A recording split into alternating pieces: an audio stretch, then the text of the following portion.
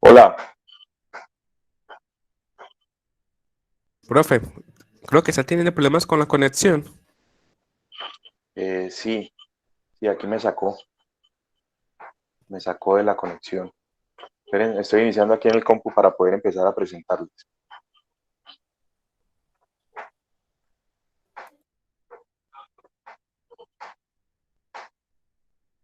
Bien, vamos a ver si ahora sí.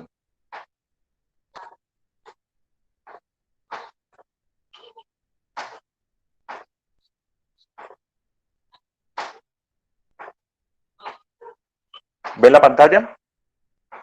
Sí. Perfecto. Bueno, ahí disculpan, pues, en un momento a otro se me cayó el internet. Vale, veníamos hablando la clase pasada, pues, de ya la organización, ¿no? Esto es un tema electrónico, muy de arquitectura de computadores. Eh, Sin embargo, entender las organizaciones de los procesadores a nivel interno me permite también como programador de algunas de estas plataformas ser capaz de optimizar código en algunos casos o de optimizar recursos en otros. ¿Sí? En general, cuando uno desarrolla una aplicación embebida, eh, optimizar velocidad y optimizar recursos son objetivos contradictorios. ¿No? Cuando uno hace una cosa, pues mejora la otra.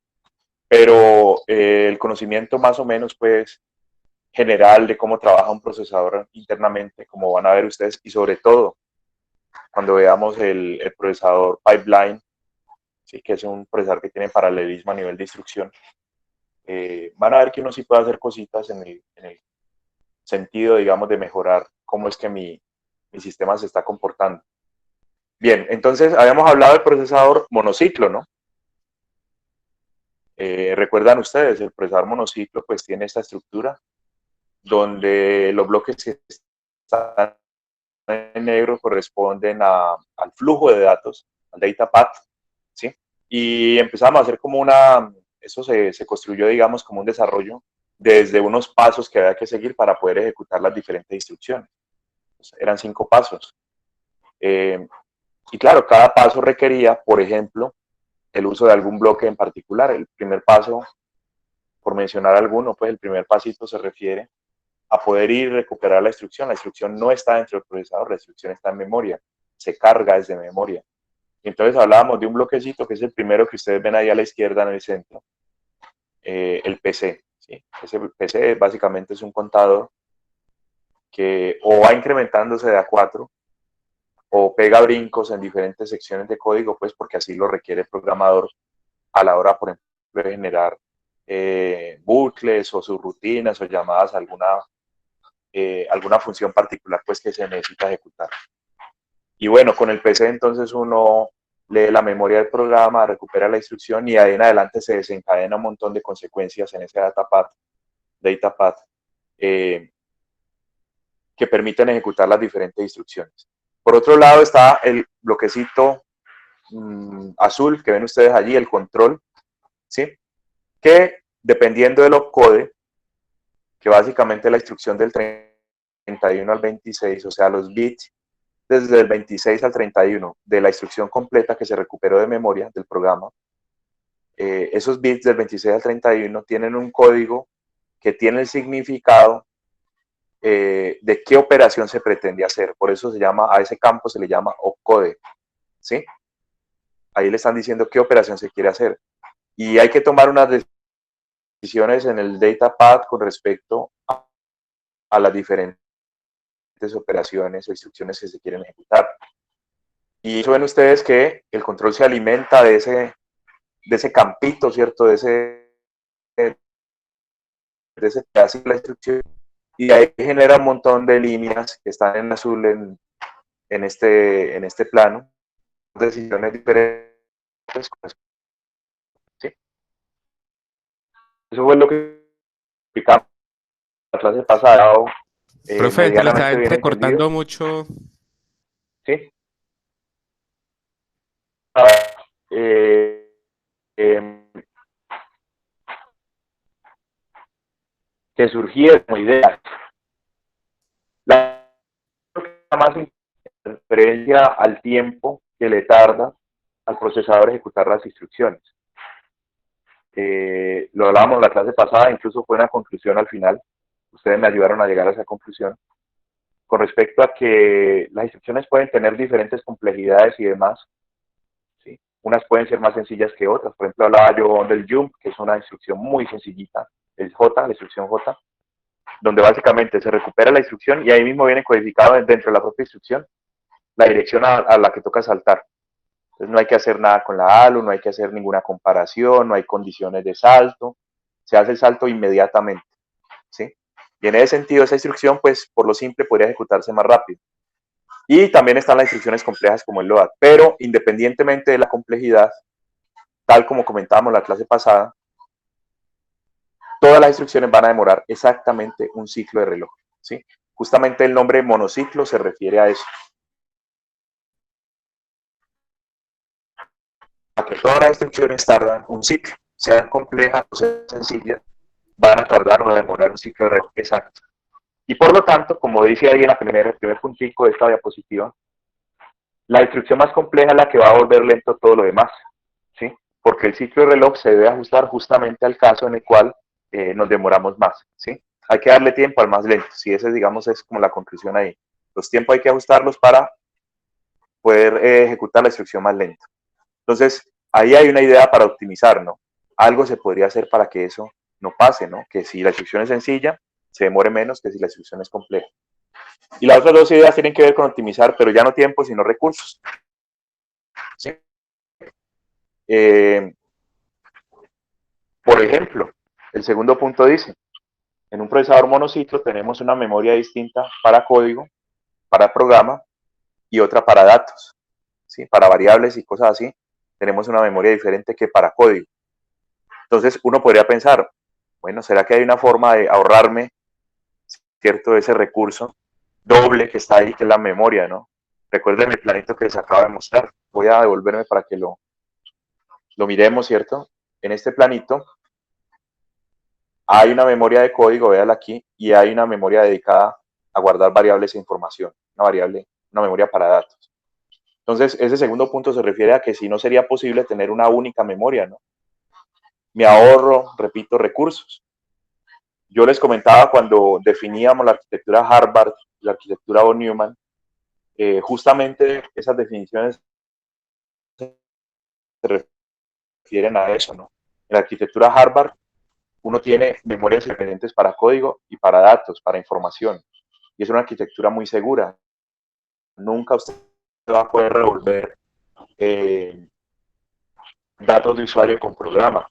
La tiene más dura, más difícil a la hora de pronto de tumbar un sistema de eso, porque repito, la memoria de código es independiente de la de datos. Mientras que la arquitectura von Neumann, toda la memoria, o sea, la memoria se tiene como un único bloque y ahí se guarda tanto información como código, como programa.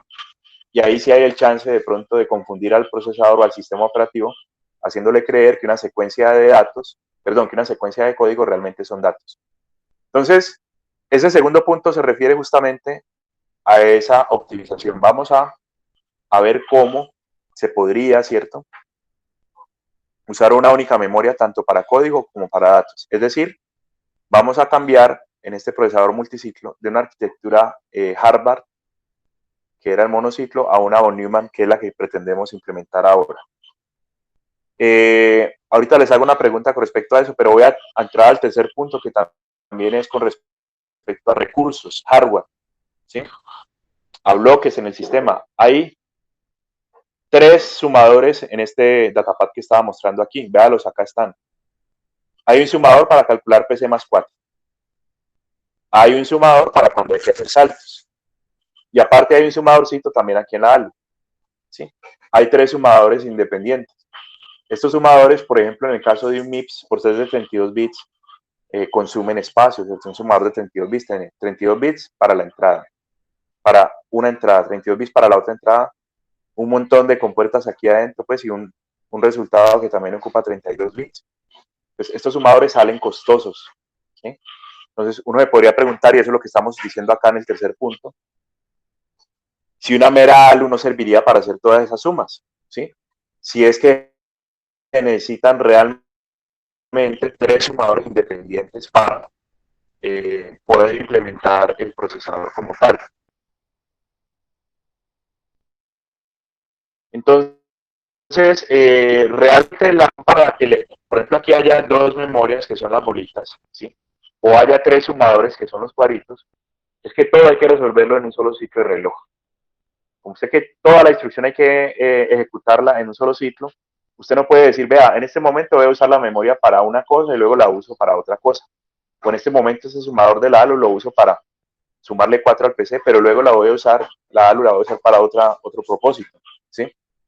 Porque como todo hay que hacerlo de una vez, en un solo ciclo, toca replicar el hardware. Entonces, si alguien tiene una pregunta, no duden en interrumpir, ¿listo? Si quieren comentar algo, preguntar algo, háganle, no hay ningún problema. Es que me pareció que alguien quería como decir alguna cosa. Bueno, bien. Entonces, el procesador multiciclo, pues, nosotros ya hemos hablado de unos pasitos, ¿cierto? Unas microinstrucciones, se le llama pues en el lenguaje técnico. Las microinstrucciones son los pasos en los que yo divido la instrucción, ¿sí? Y el procesador, mire cómo esto escala a niveles, ¿no? Un procesador que está haciendo en un computador como estos en cualquier sistema embebido, recogiendo instrucciones de a una y las va ejecutando, ¿cierto? Las va haciendo de a una secuencialmente. Y por allá adentro, ¿cierto? En un nivel más bajo, mucho más bajo, a nivel de compuertas, casi a nivel RTL, el procesador lo que ha hecho es dividir la propia instrucción, cada instrucción la divide en pasitos, ¿sí? En etapas, en microinstrucciones. Entonces, lo que nosotros queremos hacer, les voy a mostrar hoy cómo se diseñó, ¿cierto? Hay un material ahí que yo les voy a incluso a compartir el link de una universidad de Suiza. Lo que vamos a hacer es justamente eso, ¿no? Vamos a tomar la instrucción, a dividirla en pasos, en microinstrucciones, ¿sí? Y dependiendo de lo compleja que sea la instrucción o de lo sencilla, pues vamos a tomar más o menos pasos. Una instrucción puede tomar más o menos ciclos de reloj en su ejecución. Y eso sí es más consistente con lo que hemos venido trabajando con respecto al cálculo del desempeño, ¿no? Yo les comentaba cuando estábamos hablando del tiempo de CPU que diferentes instrucciones toman diferentes cantidades de ciclos de reloj, dependiendo de qué tantas cosas hay que hacer en cada instrucción. Entonces, como dice el primer punto, se divide la instrucción en pasos más simples y cada instrucción toma más o menos pasos dependiendo pues de su complejidad. Claro, cuando yo ya he dividido la instrucción en diferentes pasos, en una secuencia de pasos o de microinstrucciones, es posible usar el mismo recurso varias veces durante la ejecución de una sola instrucción, ¿sí? Por ejemplo, la memoria. Yo les comentaba la clase pasada que la memoria siempre se usa al principio para leer la instrucción que quiero ejecutar. Sí, eso es obligatorio. Y de pronto más adelante en la misma instrucción, o sea, en la ejecución, en un paso posterior, se requiere hacer acceso a la memoria porque es un load o un store, la instrucción que quiero ejecutar. Entonces, cuando yo ya manejo esto secuencialmente por microinstrucciones, la memoria y la ALU, por ejemplo, la memoria y la ALU se pueden usar varias veces en la misma instrucción y con diferentes propósitos. Diferente a lo que ocurría, distinto a lo que ocurría en el caso monociclo. Para poder lograr estas optimizaciones que estamos hablando aquí, es necesario un control ya no combinatorio, ya no es una tabla de verdad, sino que es secuencial. Secuencial en el sentido de que tiene que tener una máquina de estados, como las que ustedes aprendieron a diseñar en digital. Ahorita les muestro pues la del MIPS, que uno va a ver y a la larga no es compleja, ¿sí? La máquina de control, la máquina de estados que controla el MIPS, realmente pues tiene creo que 2 estados, o sea, no es una cosa tan horrible pues que uno pensaría que fuera a requerir demasiado esfuerzo de diseño. Realmente es una máquina de estados muy sencillita. Y tiene que ser una máquina de estados, justamente porque necesitamos ir llevando los pasos, las microinstrucciones secuencialmente, ¿no? Y también hay unas condiciones, dependiendo pues de lo que vaya ocurriendo en tiempo de ejecución, esa máquina de estados debe tomar caminos y pues yo me imagino que ustedes recordarán cuando vieron digital, justamente eso, ¿no? La máquina de estados puede cambiar un estado a otro dependiendo de cómo va evolucionando el valor de las señales. Entonces, estas tres cosas, digamos, son las que definen un procesador multiciclo, ¿sí? Ya para hablar un poquito de pronto de lo que diría un libro de un procesador multiciclo, pues básicamente un procesador multiciclo es un procesador que ejecuta las instrucciones en más de un ciclo, ¿cierto? En varios ciclos diferentes. Y donde la duración de cada instrucción es variable dependiendo de la complejidad de dicha instrucción. Bien. Entonces, me encontré este material que les voy a presentar, ¿sí? Básicamente es el mismo MIPS, como ya les había dicho, el procesador MIPS es medio famoso, digamos, en el ámbito de la ingeniería electrónica, del tema de arquitecturas digitales y demás. Entonces, una universidad en Suiza lo cogió de ejemplo y desarrolló un ejemplo concreto, ¿cierto? Un diseño concreto del procesador MIPS multiciclo y arranca con la instrucción LOAD. Y ahí un poquito para que me ayuden y un poquito para que despierten, yo les pregunto, ¿cuál puede ser la razón para escoger justamente la instrucción LOAD en este caso? ¿Alguien de pronto se le ocurre una idea de por qué de todas las que hay se escogió la LOAD, el LW? Porque, porque es la más demorada que hay en el monociclo. Correcto, es la más compleja, la más demorada. Entonces, si uno ya de entrada diseña eh, esta instrucción, ya las otras de pronto las puede acomodar más fácil. Listo. Entonces recuerden un poquito ahí para repasar que esta instrucción funciona de la siguiente manera. Tengo LW, ¿cierto? Este par de operandos de acá, este es un registro, pesos T1 es un registro, ¿sí? Y 0x20 es una constante que yo puedo cambiar a voluntad, ¿sí? Hemos hablado que esta combinación es un direccionamiento indirecto, así se llama, por medio de registro, ¿sí? Esta forma de direccionar me permite a mí manejar arreglos, vectores y matrices y cosas así, ¿sí? Entonces, con este par de operandos, yo lo que hago es calcular una dirección. La suma de estos dos operandos, el contenido del registro T1 y la constante, que en este caso es 20 en hexadecimal, ¿sí? O sea, 32 en decimal. La suma de estos dos, del registro y de la constante, me dan una dirección. Con esta dirección, yo voy a la memoria, tomo un dato de dicha memoria, ¿cierto? Recupero una información que hay en esta dirección y ese dato que se recuperó de la memoria se trae, este es el tercer operando que hay ahí explícito, lo que contiene la memoria se trae al registro, que en este caso es pesos T0, ¿sí? Luego básicamente va a memoria, me trae un dato y me lo guarda en un registro. Nosotros hablábamos en la clase pasada, pues que eso implica la ejecución de 5 pasos, ¿sí? Completicos. Primero, el fetch de instrucción. ¿Alguien me define este fetch de instrucción? ¿Qué es lo que hace, porfa? ¿Quién me ayuda con eso? Eso ¿Qué se hace? trae la instrucción de la El primer memoria. paso. Eso. Este es ir a memoria y traer la instrucción, ¿sí? Luego venía una decodificación de la instrucción, ¿sí?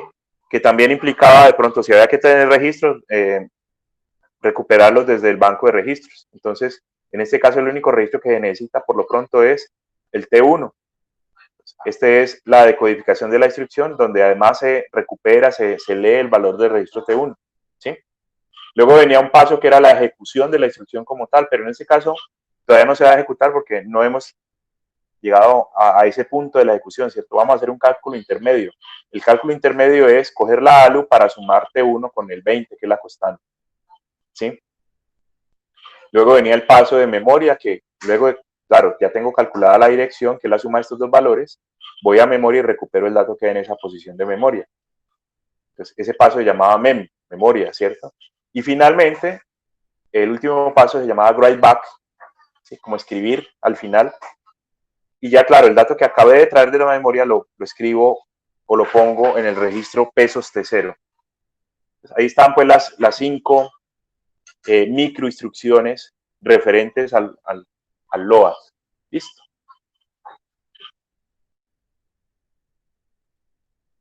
Entonces, todos los pasos que acabo de escribir ahí habladitos, ¿cierto? Por eso pasé rápido por ahí, porque ahora de ese material que les dije pues de la Universidad Suiza, les voy a mostrar entonces el hardware, ¿cierto? Y a explicarlo con más detalle.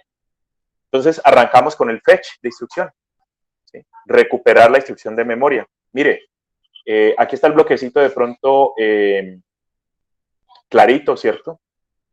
Está el bloque aquí clarito, pero vean que esta es la memoria. Esto de acá es la memoria. Ya ahora, justamente eso es lo que quería que miraran, ya ahora la memoria es de instrucciones y de datos. Aquí lo dice, ¿sí? memoria de instrucciones y de datos. ¿Por qué? Porque ya tengo la posibilidad de usarla en diferentes momentos para diferentes cosas. Entonces, arrancamos con el PC, que repito, es como el dónde estoy, ¿cierto? Dónde voy en mi código, cuál instrucción estoy apuntando en un momento determinado. El PC se usa como dirección, venimos aquí a la memoria, y la memoria contesta con la instrucción que se debe ejecutar en ese momento. Aquí en este puertico de acá, ese puertico se llama RD, que significa lectura de los datos, y aquí por acá abajo está WD, que es escritura de datos. Nosotros no vamos a escribir, sino que vamos a leer en este caso, ¿sí? Entonces yo llego y recupero aquí la instrucción. Claro, como esto tiene pasos y el siguiente paso vamos a estar haciendo una cosa completamente diferente, ese valor de la instrucción se debe guardar en alguna parte. Y esto de pronto es una desventaja digamos, en el contexto pues, de ahorrar recursos. Este registro en el monociclo no existía, porque yo no tenía necesidad de guardar la instrucción para ninguna cosa posterior, ¿no? En este caso sí. Entonces, el control en ese caso debe habilitar esta señal IR-write, debe habilitarla para que se capture, se guarde el valor de la instrucción en esta etapa, ¿sí? Porque ya lo dije, y lo repito otra vez, si me perdonan si enfatizo mucho, el valor de leído de la memoria puede cambiar en el futuro. De hecho, va a cambiar porque aquí vamos a volver a meternos a la memoria a hacer otra cosa. Entonces, si yo no guardo lo que estaba recuperando desde la memoria, me va a cambiar para un momento posterior. Y eso no es lo que yo pretendo, ¿no? Entonces, básicamente en esta primera microinstrucción, este primer paso, el control lo que debería hacer es decirle a este registrico, vea, captúreme la instrucción, guárdemela ahí porque la necesito, guardadita, ¿sí? Claro, una vez se recupera la instrucción, acá, ¿cierto? En la salida de registro vamos a tener la información organizada de esta manera, que es básicamente pues el formato de instrucción para el load que habíamos hablado la otra vez. Este par, este y este par de campos, son básicamente los que se usan para calcular la dirección. Aquí está el dato inmediato, el 20 que estábamos mirando ahorita, ¿sí? En inmediato está el 20. Y RT tendría el registro que debe sumarse, creo que era S0 si no estoy mal en la instrucción de ejemplo que teníamos, ¿ya? Y este otro de acá es el destino donde se debe guardar la información. Hay un código allí, ¿cierto?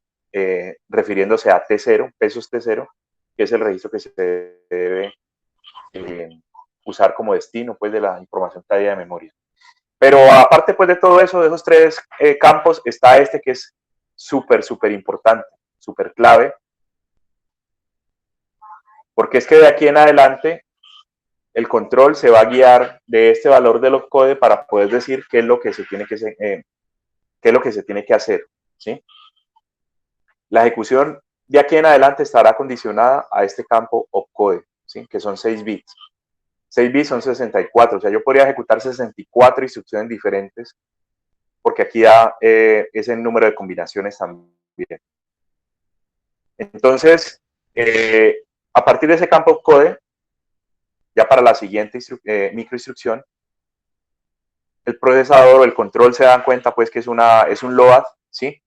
Mire el bloquecito que está resaltado en este caso aquí, ¿sí? Se toma de la instrucción viene acá, la acabamos de guardar en el paso anterior, la instrucción está guardadita aquí, ¿sí? 32 bits completos, y observen que de la instrucción, no sé si se alcance a notar, aquí dice 015 o 15.0, ¿sí?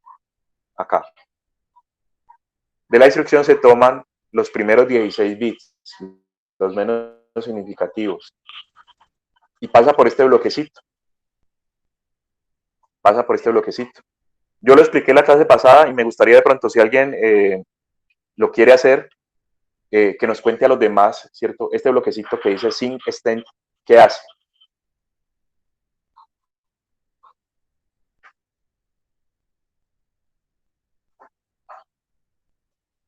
La vez pasada hubo alguna discusión respecto a esto, ¿cierto? Creo que quedamos de acuerdo todos en para qué se necesita este bloque. Es un bloque combinatorio y a la larga es muy sencillito lo que él está haciendo. Se usa para ¿Alguien me ayuda con la explicación?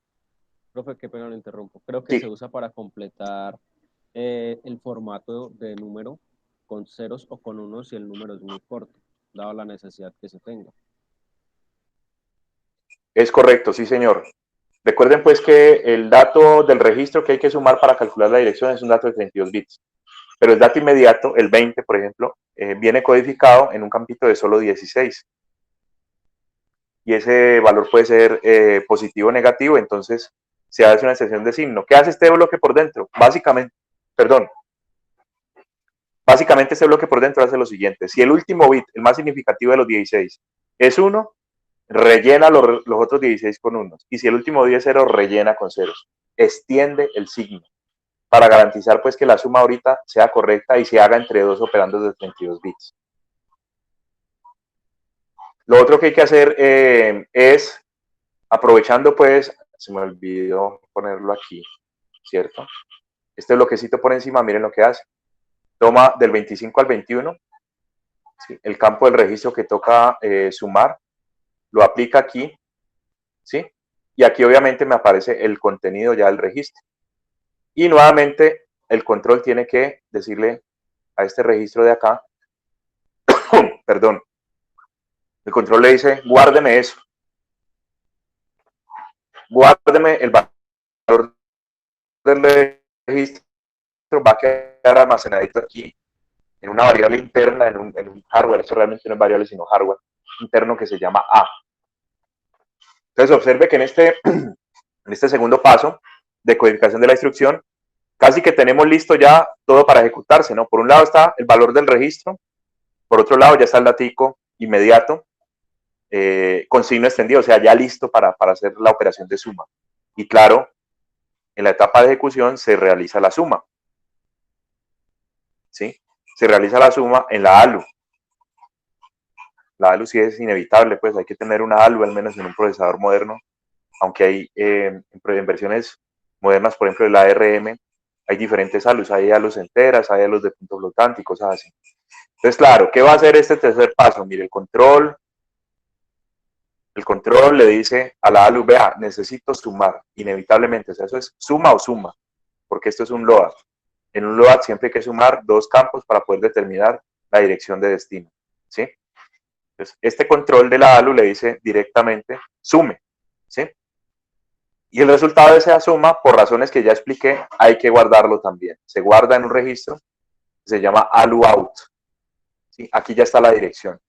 Antes de presentar la próxima diapositiva, y nuevamente pues como para motivar un poquito la discusión y no estar hablando yo todo el tiempo. ¿Qué sigue? ¿Qué habría que hacer aquí? Mire cómo hemos ido paso a paso, microinstrucción por microinstrucción, ejecutando ya la instrucción completa, que es un LOAD.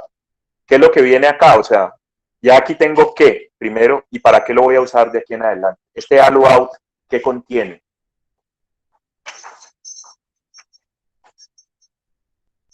En este punto de la ejecución que tenemos aquí. Pero yo creo que ya estaría como el resultado almacenado. No, todavía no.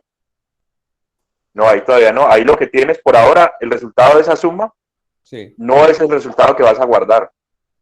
El resultado de esa suma es ¿qué? Yo entiendo lo que dice Mateo, pero, por ejemplo, si la instrucción fuera sumar dos... O sea, estamos hablando todavía del LOAD, ¿cierto? Entonces ahí es el, Y este es el LOA todavía. la dirección que voy a utilizar para guardar el registro. Correcto. Sí, sí, yo todo este tiempo estaba hablando del LOA. O sea, todo este hardware que se ha venido agregando pedacitos, ha sido por ahora para ejecutar el LOA. ¿Sí? Todavía estamos en el ejemplo este de la Universidad Suiza. ¿Sí? Entonces, iba a decir que si esto fuera una suma, pues ya aquí está el resultado, ¿cierto? Y ya lo que sigue es guardarlo. Pero la instrucción no ha acabado todavía y esta suma todavía no es el resultado.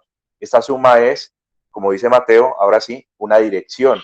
Entonces, el siguiente paso, obviamente, es aprovechar esa dirección, ¿cierto? Para ir a memoria, pero no una memoria distinta como estaba en el monociclo, sino la misma que teníamos originalmente.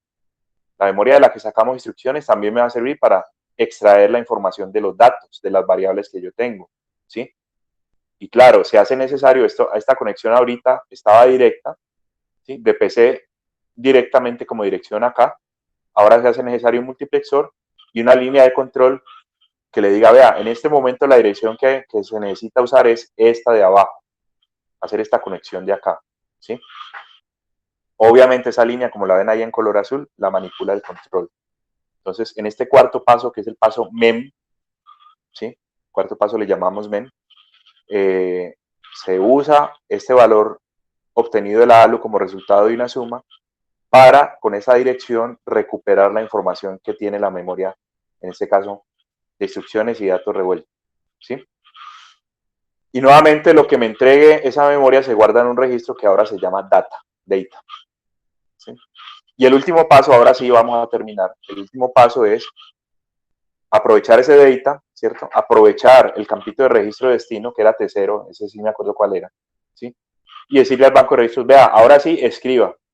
Ya tengo el dato por un lado, tengo la información de qué registro es el que debe guardar ese dato, y por acá por arriba el control llega y lo habilita para que se escriba aquí, ¿sí? Entonces, como ven ustedes allí, hemos ejecutado con este hardware, estos bloquecitos que ven ustedes ahí serían básicamente los necesarios para hacer un load, ¿sí? Y ahí está completo el load en este punto. Yo les pregunto una cosa, ¿sí?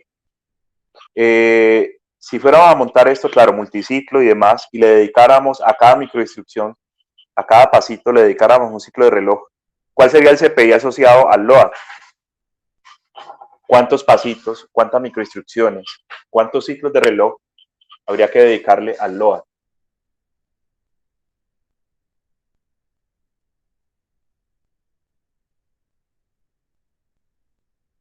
Bueno, de acuerdo a lo que hablábamos, yo me voy a volver un momentico.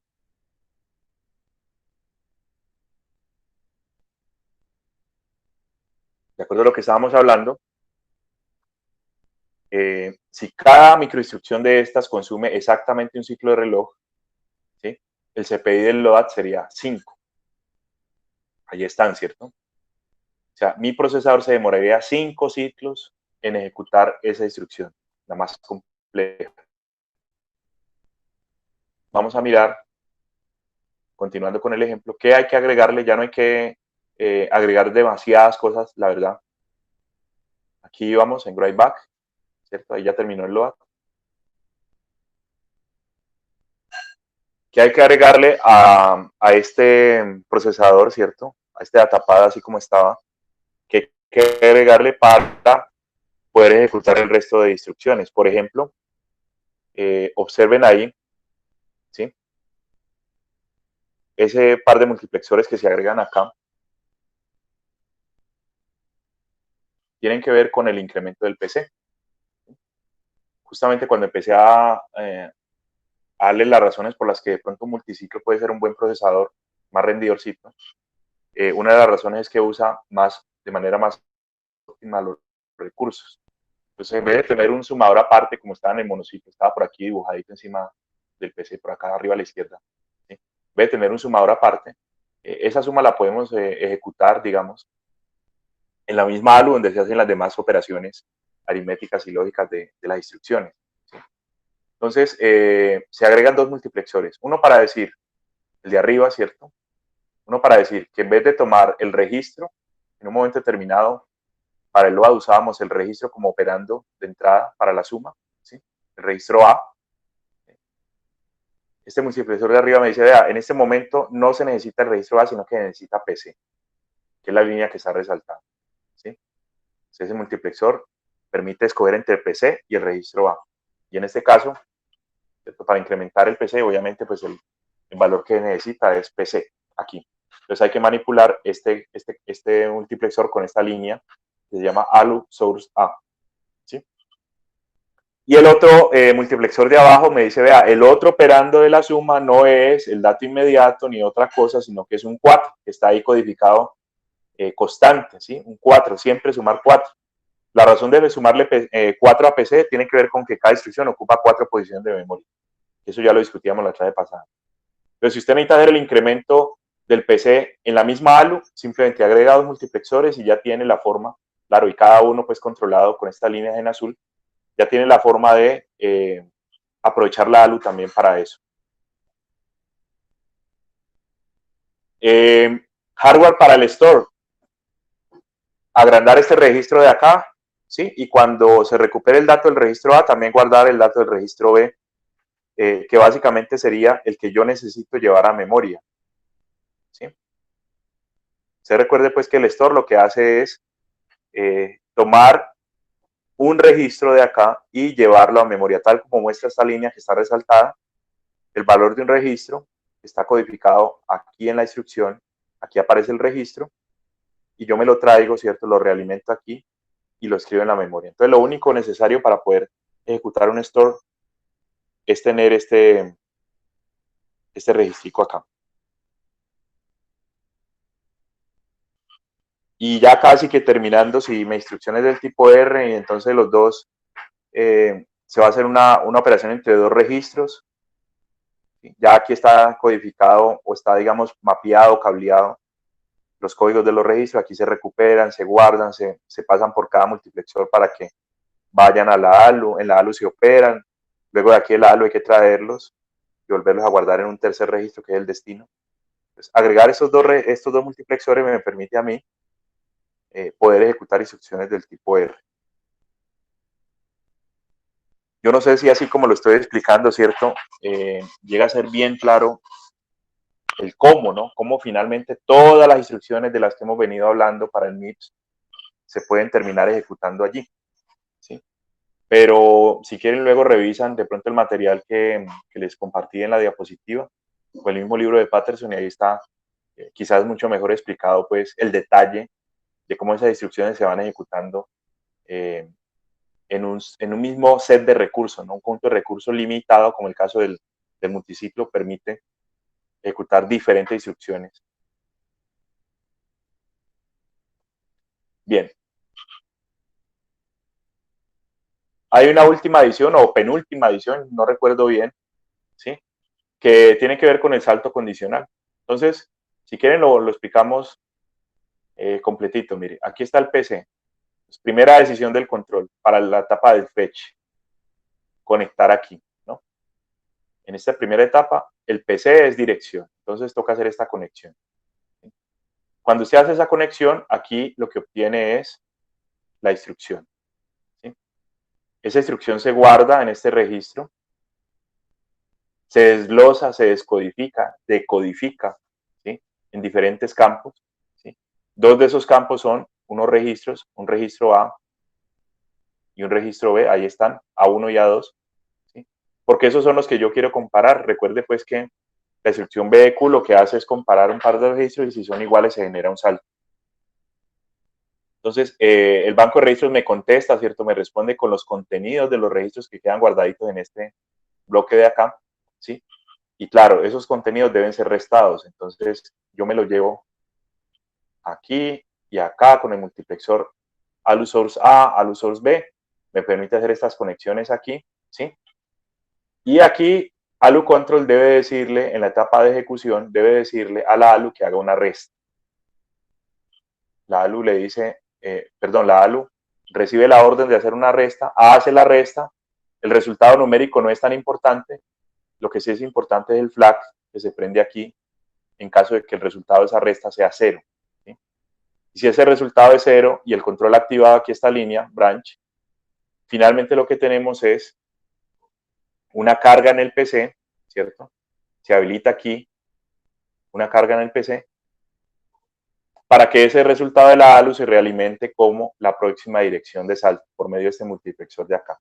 ¿Sí? Ahí miren, hice todo el recorrido por el datapad multiciclo para finalmente decirles que el PC queda cargado con PC más 4 más una dirección nueva. Falta explicar una cosita y es que esa dirección nueva viene del dato inmediato codificado en la propia instrucción. ¿Sí? Y que en ese caso particular hay que multiplicar ese valor por 4 porque usted dice, yo quiero saltar la instrucción, por ejemplo, 7 a partir del punto en el que voy corriendo mi código, ¿cierto? Salte 7 instrucciones más adelante. Ese 7 hay que volverle un 28, hay que multiplicarlo por 4, porque nuevamente las direcciones en memoria están organizadas de a 4 posiciones cada vez. La instrucción 7 realmente está a 28 posiciones o 28 direcciones de memoria de donde yo estoy ubicado en este momento. Entonces, este es el único bloquecito nuevo, digamos, ¿sí? Que llega y coge el dato inmediato, lo multiplica por 4. Discutíamos la clase pasada que multiplicar por 4 es equivalente a hacer un corrimiento de 2 posiciones a la izquierda, que es básicamente lo que dice aquí el bloque. Entonces observe, ¿cierto? De pronto, como por dar un ejemplo distinto al LOAD, cómo se termina ejecutando toda la instrucción, ¿cierto? En este datapad, y cómo, si yo lo tengo claro de cómo se va a hacer eso, yo puedo manipular las diferentes señales del control en momentos precisos, ¿cierto? Para que ese flujo de información se mueva como yo necesito, ¿cierto? Como yo quiero para la ejecución de la instrucción. Profe, Dime. a mí no me quedó claro por qué hacer un corrimiento de dos casillas es igual a multiplicar por 4. Eh, si quieres luego lo verificas, pero podemos hacer un par de ejemplos sencillos.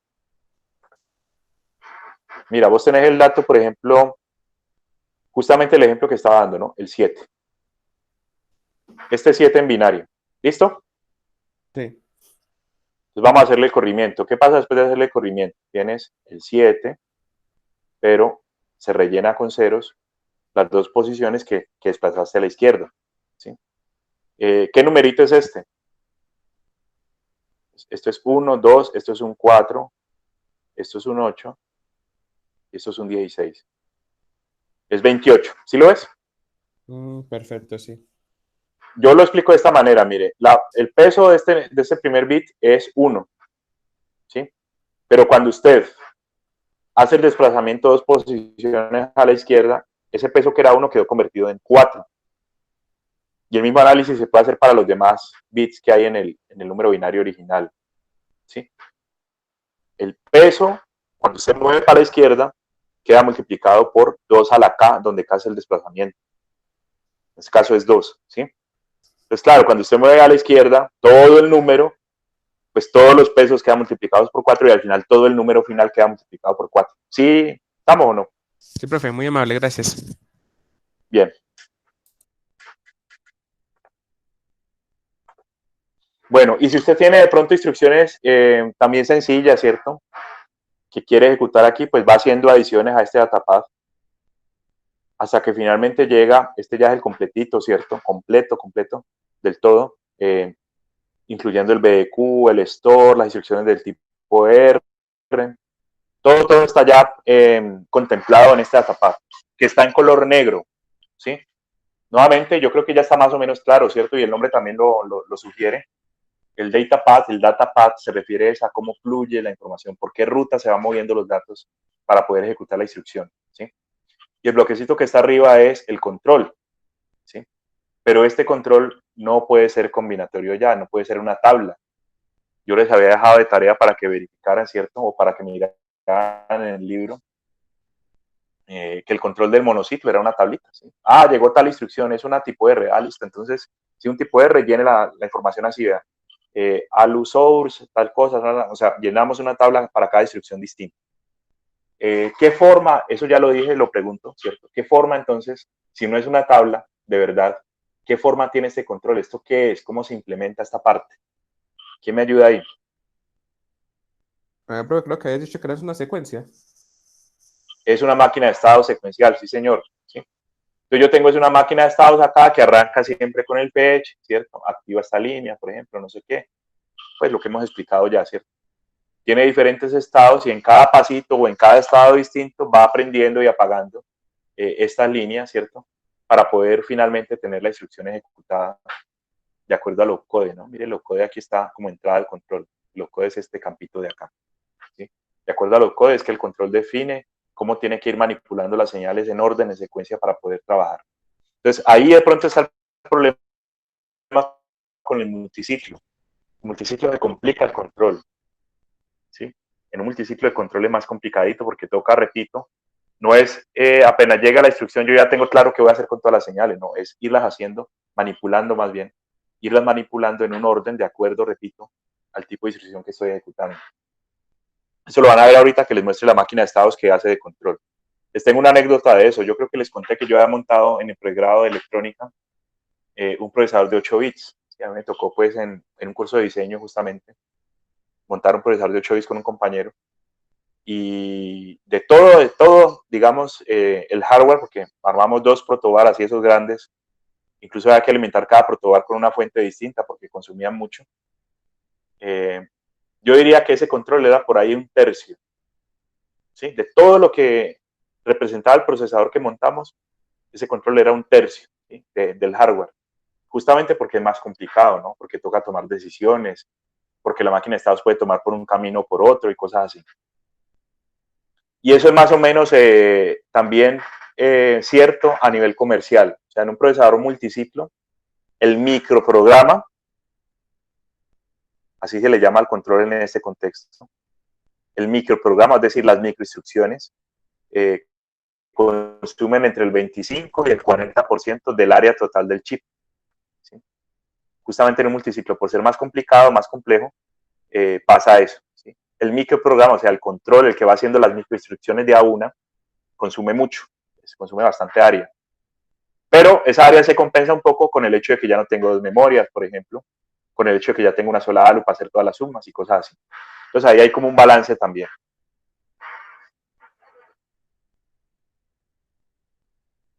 ¿Será eso todo? ¿Qué nos puede estar faltando en este momento?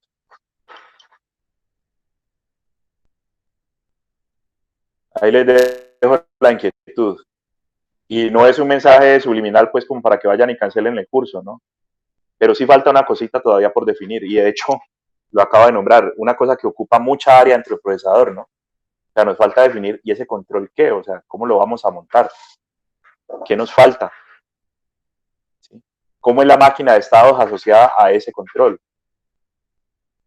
Entonces, como ya les había comentado, ese control está diseñado como una máquina de estados. Ahí está el bloquecito como con más detalle. ¿Sí? Mire que lo que alimenta el control es el opcode, básicamente. ¿Sí? Y a partir del opcode, el control toma decisiones de qué hay que hacer con los multiplexores y de cuándo habilitar la captura de datos en los registros o en la memoria. ¿Sí? Ese es los dos tipos de decisión que toma el control. Por otro lado, hay un bloquecito auxiliar. Esto ya es como para bajarle complejidad pues, a este grandote. Bloquecito auxiliar que llama decodificar de la ALU, pues que con el valor de la operación de la ALU y el campo funct, que solo está presente en las instrucciones del tipo R, el decodificar de la ALU define finalmente qué hay que decirle a la ALU que ejecute, ¿no? En la etapa de ejecución, qué hay que hacer con la ALU, ¿no?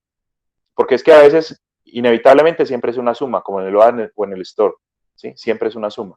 Pero a veces no solo es cuestión de que el control decida, sino que viene en el campo funct codificada información de qué operación hay que hacer. Entonces, este bloquecito auxiliar le baja complejidad a este de arriba. Este es completamente combinatorio. ¿Sí? De hecho, creo que ahorita viene la diapositiva de este bloque. Una tablita de verdad. Dependiendo de lo que le esté diciendo yo por acá desde el control, esto suma inevitablemente o ya quedamos dependiendo de lo que diga funct. Bien, ahí está la máquina de estados del control. Listo, completica. A ver, yo los cuento. Aquí tenemos 3, 7, 11, 12 estados. El control de este MIPS termina teniendo 12 estados. Cada estado de estos es un paso distinto, es una microinstrucción distinta. ¿Sí? Empezando por este que es... No, este es el primerito. Este es el primerito. Aquí arranca siempre el procesador cuando va a ejecutar una instrucción. A ver, yo veo... No, el primerito es este, qué pena. Voy a borrar.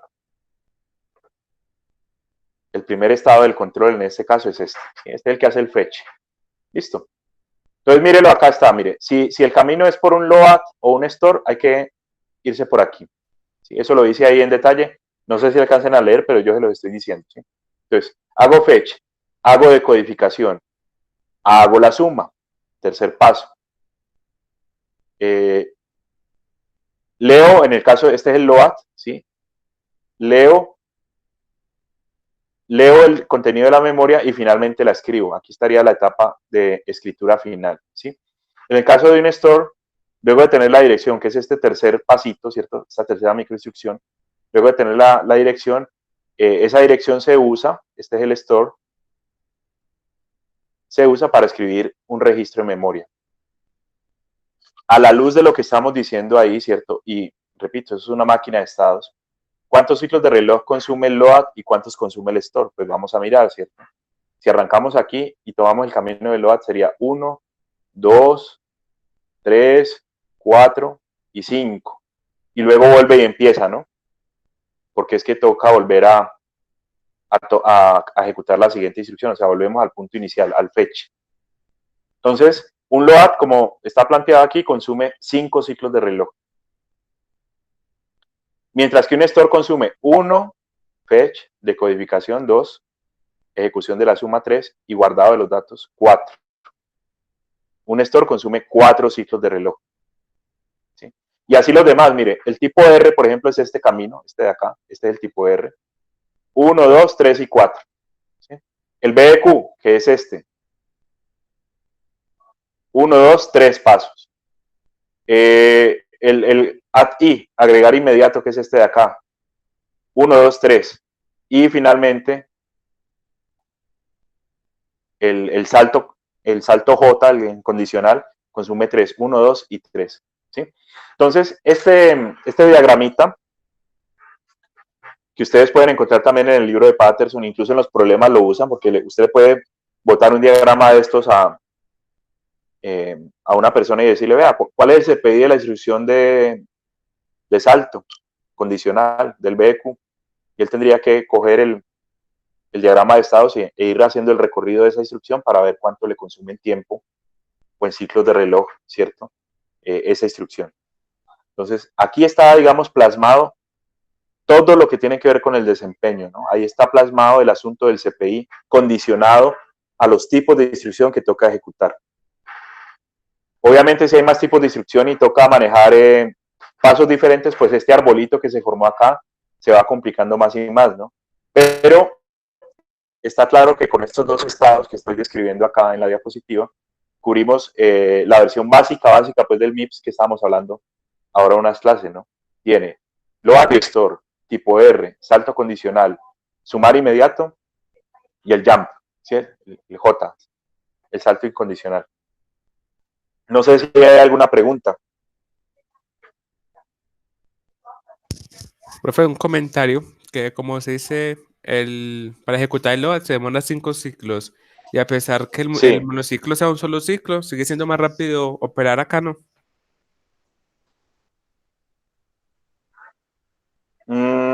Eso es relativo, ¿ya?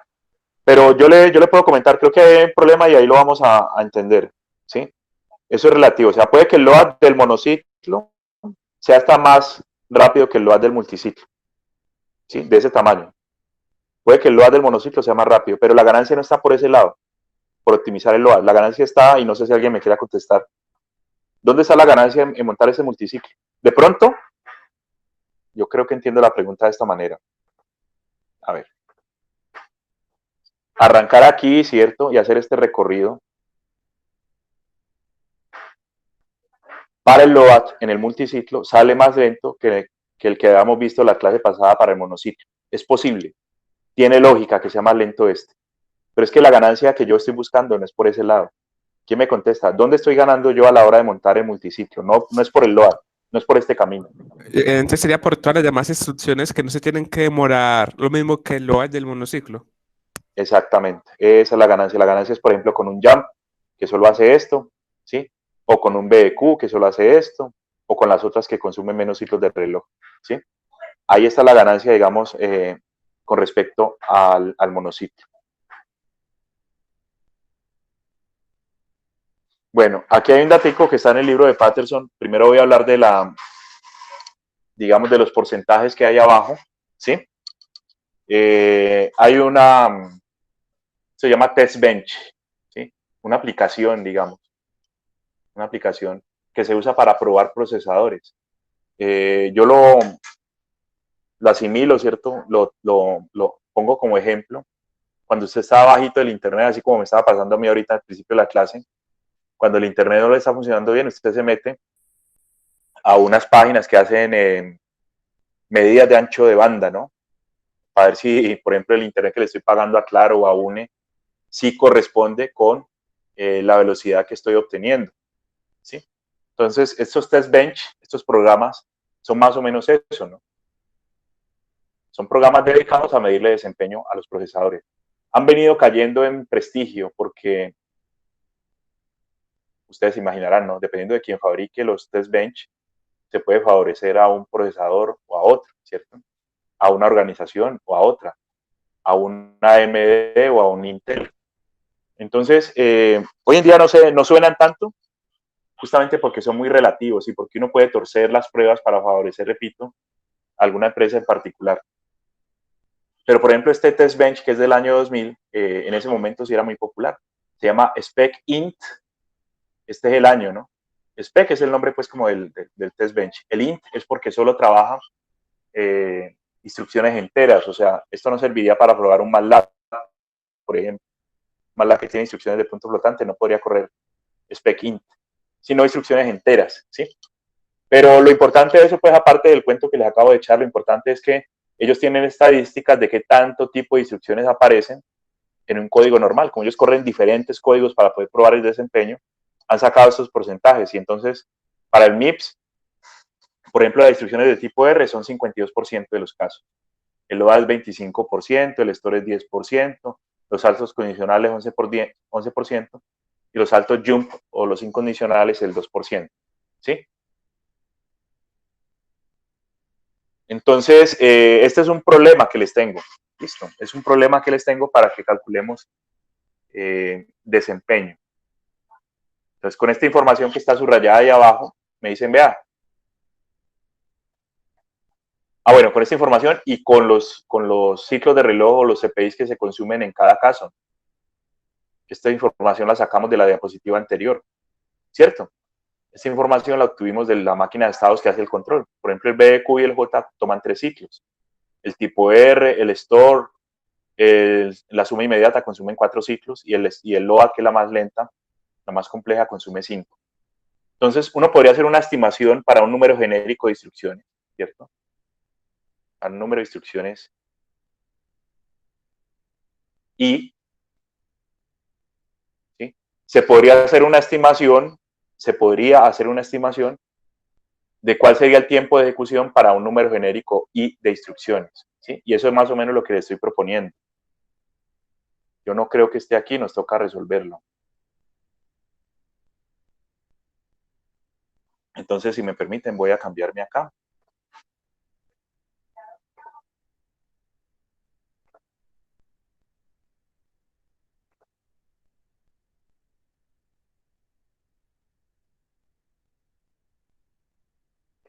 Por ahora no les voy a dar acceso, simplemente la voy a abrir para mí. Para que no empiecen ahí a rayar de pronto. Entonces, ¿cómo procedemos con este problema? Nosotros habíamos hablado, ¿cierto?, que el tiempo de CPU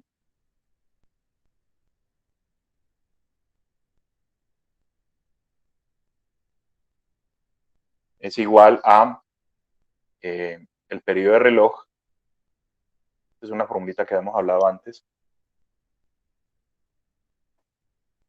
El periodo de reloj que multiplica a la sumatoria desde k igual a 1 hasta m, por ejemplo, de CPI sub k por I sub k. Este término se saca, el tiempo de reloj se saca de la sumatoria porque es constante, ¿no? Uno no tiene, lo discutíamos la clase pasada, uno tiene diferentes frecuencias de reloj para diferentes instrucciones, eso está fijo, ¿sí? El otro dato que tenemos es que tenemos un conjunto de instrucciones I, que es la cantidad de instrucciones.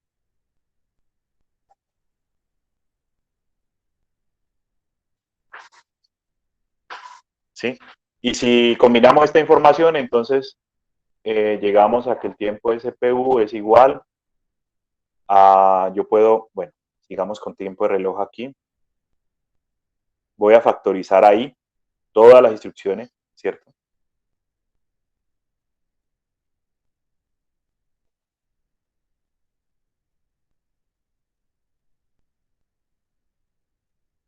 Y aquí en vez de I sub k aparece P sub k. Bueno, yo sé que la letra es horrible, pues, y este lapicito, pues yo no estoy acostumbrado a usarlo, pero yo creo que se entiende, ¿cierto? La expresión, la fórmula. Lo que quiero que me ayuden a explicar, ¿cierto? Es qué significado tiene este P sub k aquí. ¿Esto es qué?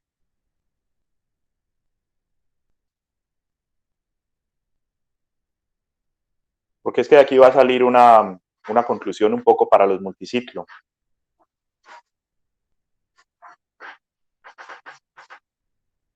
¿Qué significado tiene el P sub K?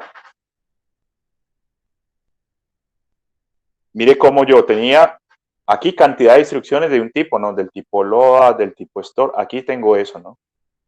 ¿Cuántas instrucciones del load hay? Lo multiplico por el CPI del load. ¿Cuántas instrucciones store hay? Lo multiplico por el CPI del store. ¿Cuántos tipos R hay? Lo multiplico por el CPI del tipo R. ¿Cuántos saltos hay? Así, ¿cierto? Por cierto, venga, ¿cuánto vale M para este problema? ¿Qué es M? Si quieren, arranquemos por ahí por lo básico para que me conteste la última pregunta, ¿no? ¿Qué es M en esta formulita de arriba? En esta fórmula de acá, ¿qué viene siendo M? La instrucción que le está ejecutando. Bueno, o el No. paso, pues el pasito que va a hacer. M viene siendo, no. M viene siendo ¿cuántos tipos de instrucción diferentes soporta mi procesador? ¿Sí? En este caso tenemos 1, 2, 3, 4, 5 y 6. ¿Por qué es eso? Porque para cada tipo de instrucción diferente, mire que K va desde 1 hasta M, ¿sí? Para cada tipo de instrucción diferente tenemos un CPI distinto, ¿sí? Por eso entonces el K lo que está haciendo es indexarme el tipo de instrucción, ¿sí? Y M en el problema pues que estamos considerando, M vale 6 porque hay 6 caminos, digamos, 6 instrucciones o 6 tipos de instrucción diferentes. ¿Listo? Entonces, claro, ahí M vale 6 y arranco. Ah, el CPI el primero que es un load, ¿sí? ¿Por cuántos loads tiene mi código? El CPI del load por la cantidad de loads que tenga mi código. Luego el CPI del store, cuando K vale 2. ¿Cuántos store tengo en mi código? ¿Sí? Luego el CPI de las instrucciones tipo R. ¿Cuántas instrucciones tipo R tiene mi código? Y ahí voy sumando, voy acumulando, voy sumando y al final multiplico por el periodo de reloj y eso me da el desempeño pues con la definición que dimos al principio de semestre. Entonces, primera pregunta, ¿estamos claros con esta parte de acá arriba? ¿Ahora sí?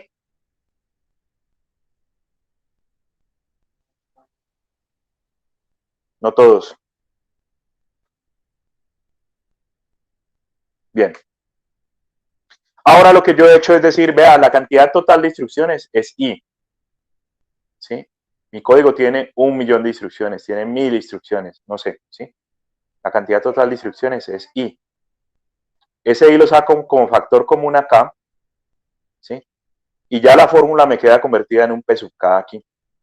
En vez de hablar de instrucciones, tantos load, tantos store, tantos saltos, tantos BQ, no sé.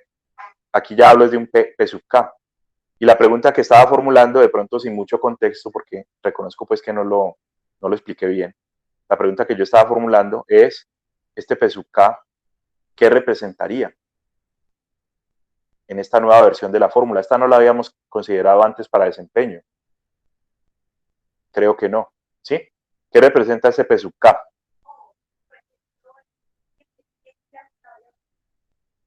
Supuestamente si estamos... Perdón, no te escuché bien. Iba a decir una cosa. Si estamos diciendo que estas dos expresiones son iguales, ¿cierto? Si estas dos expresiones son iguales, I por P sub K me tiene que dar I sub K. Ahora sí, Nixon, ¿qué ibas a decir? Pues no sé, creería que de pronto el porcentaje de todas las instrucciones, digamos, Es cada tipo de correcto. instrucción. Exacto. En el ámbito, pues, de procesadores, a esto se le llama es una probabilidad más bien, sí, es una probabilidad.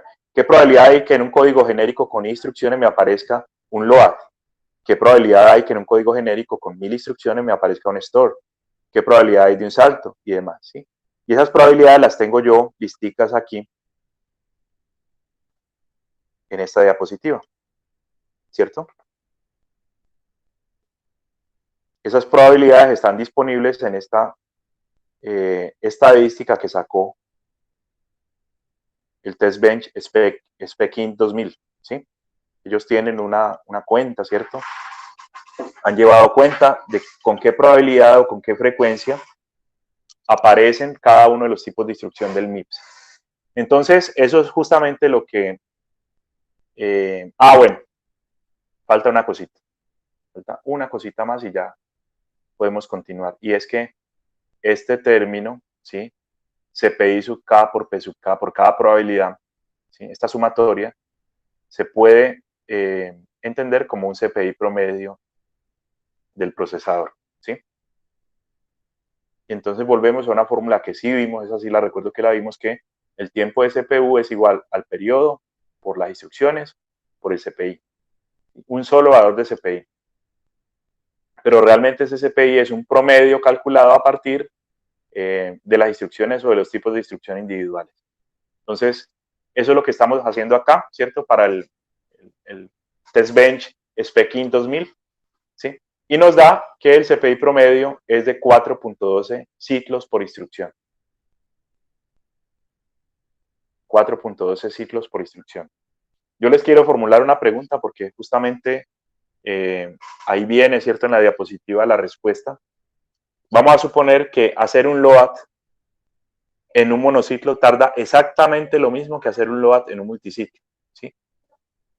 Dicho de otra manera, el ciclo de reloj del monociclo que hace todo de una sola vez, ¿sí?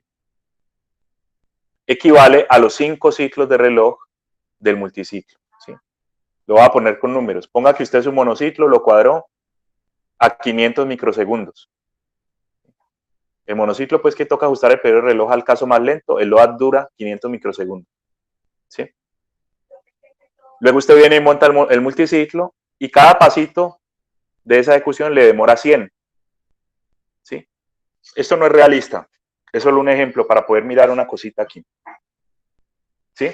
Realmente el multiciclo se le va a demorar un poquito más de los 100, o sea, no va a completar usted 500, va a completar más porque el multiciclo es un poquito más complejo, entonces se requiere más tiempo. Pero entonces vamos a suponer otra vez que el monociclo me demora 500, el periodo de reloj, y que el multiciclo demora 100 cada periodo de reloj, pero por ser un load, usted tendría también 500, ¿no? Entonces la pregunta es, aquí viene el planteamiento de la pregunta, si demoraran lo mismo el load del monociclo y el load del multiciclo, uno desglosado, perdón, uno que se hace todo de una sola vez y el otro desglosado en pasitos, en 5 pasitos independientes, ¿cuál sería el speed up que se consigue general? ¿Sí? ¿Cuál sería el speed up? ¿Cuál sería la mejora que usted obtiene de montar el multiciclo? Básicamente la mejor obtenida sería 5 con 2. ¿Que por qué eso así? Claro, porque el load, claro, en ambos casos consumiría 500, ¿no? El load acá arriba consume 500, el load acá abajo consume 500, pero es que su procesador no ejecuta solo loads, ejecuta un montón de instrucciones distintas, ¿sí? Y este valor de CPI multiciclo es el combinado de todas las instrucciones que se obtuvo aquí. El CPI promedio de todas las instrucciones combinadas con sus probabilidades y todo da 4,12. Entonces 5 sobre 4,12 da 1,21. Lo que quiere decir es que el multiciclo en esas condiciones que se describen acá, el multiciclo es 21% más rápido que el monociclo. No sé si hay alguna pregunta, alguien quiera comentar algo, ya estamos casi que terminando. ¿Alguien quiere preguntar o comentar alguna cosa? Bien. Entonces, ahí está, digamos, la mejora en una condición un poquito que no es tan realista, ¿sí? Y una de las razones por las que eso no es tan realista tiene que ver con que todos los bloquecitos o las microinstrucciones de un datapath multiciclo no responden a la misma velocidad, ¿sí? Entonces, decirle a usted que es que yo voy a partir eso en de a 100, que era el ejemplo numérico que estaba dando en la diapositiva anterior. No, es que la instrucción más larga demora 500. Eso querrá decir entonces que si son 5 pasos, cada pasito toma 100. La verdad, eso no es realista, ¿sí? La verdad, hay bloques en el hardware del multiciclo que consumen más tiempo que otros. Y oh sorpresa, ¿cierto? A uno le toca ajustar el periodo de reloj al bloque más lento de todos. Aquí hay un caso realista, este sí es más práctico, ¿no? Más de la vida real. Entonces tenemos cada bloquecito, por ejemplo, la memoria, las instrucciones y datos, tiene un tiempo de reacción de 10 nanosegundos. El banco de registros, 5 nanosegundos. Y la ALU y los sumadores, 3 nanosegundos. ¿Sí? Entonces, esta es la tarea que les propongo. Vamos a volver a recalcular desempeño o speed up, ¿cierto? Vamos a calcular el speed up o la mejora o el desempeño relativo entre el procesador monociclo y el multiciclo, pero teniendo en cuenta estos tiempos de acá. ¿Sí? Como dice acá abajo entre paréntesis, los demás bloques, los multiplexores y todas esas cosas que están aparte pues, de estos bloques grandes, tienen tiempos de respuesta despreciables. Listo. La tarea es esa. Listo. Este es un ejemplo típico pues, de cálculo de desempeño. Cuando uno ya entiende el multiciclo, cómo le calcula la mejora que logró, ¿cierto? La ganancia en tiempos que obtuvo con respecto al monociclo. Pues ahí queda pues el problema, ¿no? Aquí le piden que calcule primero la frecuencia de reloj posible en cada caso, ¿sí? Y el speed up que se obtiene en estas condiciones, ¿no? Donde los bloques no son todos igualitos ni responden al mismo tiempo. ¿Hay alguna pregunta con respecto a esta tareita? Ojalá alguien la resolviera, pues, y la miramos de aquí el martes en la clase, ¿cierto? Porque, repito, esto sirve también como material de estudio. ¿Preguntas, comentarios? Bien.